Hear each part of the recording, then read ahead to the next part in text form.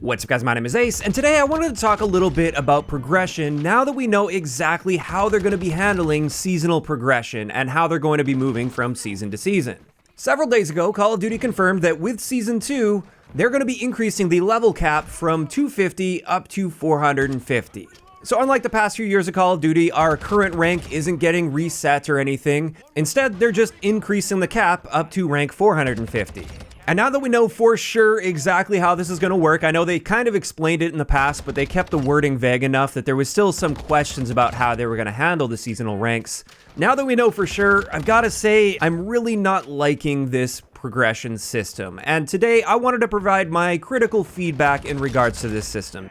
Now I know several of my videos recently have been quite critical of the game and the franchise, and perhaps a little on the negative side. I just wanted to clarify, I don't like making the more negative videos. I'm not making them to just capitalize on easy views or anything. I make these videos because I care about the franchise. I'm passionate about the franchise, and I want it to be the best it can be.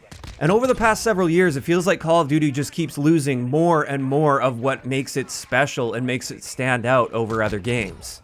And one big area where this has happened is with this progression system.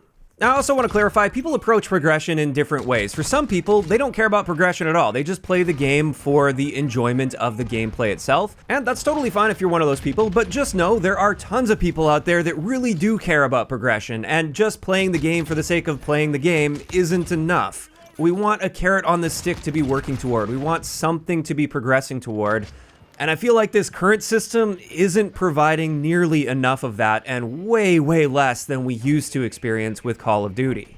So let's talk about the areas where I feel like this progression system is severely lacking. And the first thing that stands out after this news is they're only adding 200 levels. And for many players out there, I'm not one of these players. I'm not a super heavy grinder with the game. I spend most of my time making content on the game. But for the people that grind, at least on a regular basis, they're going to hit it before we're even halfway through the season. And then for the second half of the season, player XP is literally meaningless to them. And that seems like a very obvious flaw to a progression system, putting hard caps on that system to the point where once you invest a certain amount of time into the game, you can no longer progress until they unlock more levels in a future season. And honestly, even for the people that don't reach that max rank really quickly, it still kind of gives you a feeling of leveling being meaningless in a sense, because there's no reason to try to optimize your XP gains or anything. There's no reason to try to track challenges and do your daily challenges all the time to make sure you're maximizing your XP if you know that no matter what, you will eventually hit that max rank before the season ends. On top of that, once you do hit that level cap, not only does XP feel meaningless, it also may create a disincentive to want to continue playing the game because you feel like you're wasting the XP that you're earning. So if you think about like completing challenges, for instance, that can award a lot of XP, but if you've already reached the max level cap for a season, then why would you want to complete those challenges and have that XP go to waste? Instead, you're better off not playing the game until they increase the level cap with the next season, and then you can play the game and complete those challenges so that XP actually goes somewhere. But then, of course, if you stack up on those, now you hit that max level cap again really quickly, and you're back to square one, not wanting to play the game to waste your XP. A progression system should make you want to keep coming back for more and more. It should make you want to continue grinding the game, not the opposite, which this current system can do. So that's clearly a big flaw with this system. However, I feel like this goes back to a big thing that I feel like Call of Duty's been doing over the recent years, and that is, I believe they're chasing metrics that look good for shareholders rather than focusing on providing the best player experience possible. And it seems like one of the big metrics they're always aiming for is monthly active users. So instead of trying to get people to pump as much time as possible into the game and keep them engaged consistently throughout the course of the year, instead, it seems all they really want is to ensure that as many people as possible log in at least once per month. And as long as they log in and play the game once in a month, then they're good. They got that metric that they were looking for out of you. And I do believe that's why they moved into this seasonal progression system, because with the old system, the traditional prestige system, for many of the heavy grinders at least, once they hit max prestige like 4 or 6 months down the road, then in many cases they were kind of done with the game. Like they essentially beat the game, there's nothing else for them to progress towards, so they're done with it. And then for the remaining months of the year, they're not getting that monthly active user stat out of that player. Whereas if you hold everything back and then you just trickle it out season by season, that provides more monthly active users over time, even if the actual player engagement and the total amount of playtime is much lower.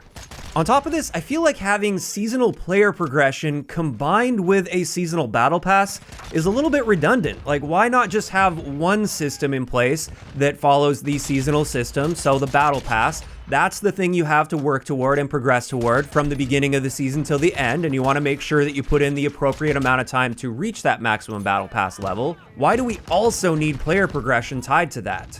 Why can't you have a long-term grind for player progression that's uncapped or at least has an extremely high cap to it, to the point where even the heavy grinders just barely get to that maximum level before the next season? Vanguard's actually a pretty decent example of this. I didn't love the progression system, but at least with that, for the really heavy grinders, they could go all the way up to level 1000 every single season.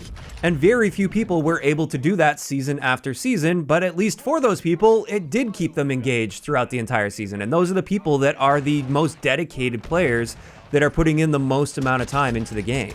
And then finally for this, I just feel like this progression system isn't really rewarding at all. I actually had to do a little bit of digging to figure out what you get through prestiging, because I don't feel like it's really advertised super heavily. And it turns out there are calling card challenges that you unlock as you hit each prestige, as they call it, or basically every 50 levels. And I was unaware of that previously, and it's nice to see that there's at least some kind of reward. But unfortunately, these days, the way they've structured calling cards and the way they include them in bundles and everything, I feel like calling cards have lost a lot of their meaning compared to older Call of Duty games. Not only because they used to be unlocked through challenges, and therefore when you saw somebody with a unique calling card, you might be like, hey, how do I get that? What challenge do I have to complete to unlock that? Whereas these days, most of the time, you just assume like, oh, he probably got that out of a bundle, and I don't want to spend COD points on it. But on top of that, I feel like you don't even really have much of an opportunity to see other people's calling cards. It doesn't pop up on the top corner of the screen when they're on a streak or when they perform some kind of an action. You only really see it in the kill cams if you even watch kill cams. And without persistent lobbies, it's not like you're checking out other people in the lobby to see what kind of cosmetics they have or anything like that, because it's just going to break up and you're going to run into a whole different set of people. So a lot of this stuff is just intertwined with the other poor decisions that I feel they've been making over the years, where a lot of the things that used to have a lot of meaning in Call of Duty, they no longer have that because they've been diluting so many of these systems that work hand in hand. So in this next section, I did want to explain some of the things that I'm really missing from the traditional Call of Duty Prestige system. I'm talking Black Ops 4 and earlier. The first thing that I really miss is the constant grind that lasts for many, many months, or for most players, the entire year, where you could start off from day one with the ability to reach that maximum prestige rank, but you know it's going to take you a long, long time to get there. Now, of course, for the really heavy grinders, many of them would get it done in a much faster time, but the traditional prestige would typically keep the average casual player completely engaged for the entire life cycle of the game. And with that, since we didn't have seasonal caps or anything, XP always meant something, and double XP weekends were a big deal back in the day, because we weren't just racing to a super low level cap for a season that once you hit that, you lose a lot of interest in even playing for the rest of the season.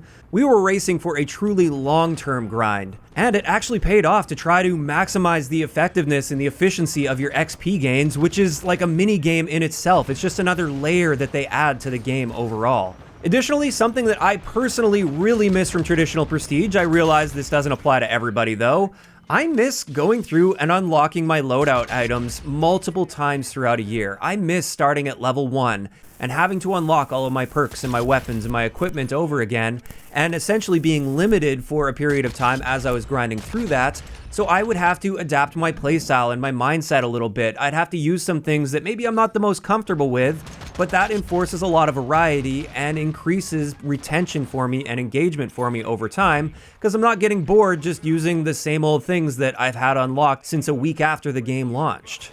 Now, that did also have some of its flaws. Like many people, they didn't want to have to re-level up all their weapons over time. But this is something they fixed with the old Prestige system. Over time, they eventually separated weapon leveling from player Prestige, and that's how I feel it should be. So maybe a gun gets relocked, but once you unlock that gun, you still have all the levels and all the camos and everything you earned for that gun. That's all still there waiting for you when you unlock the gun again.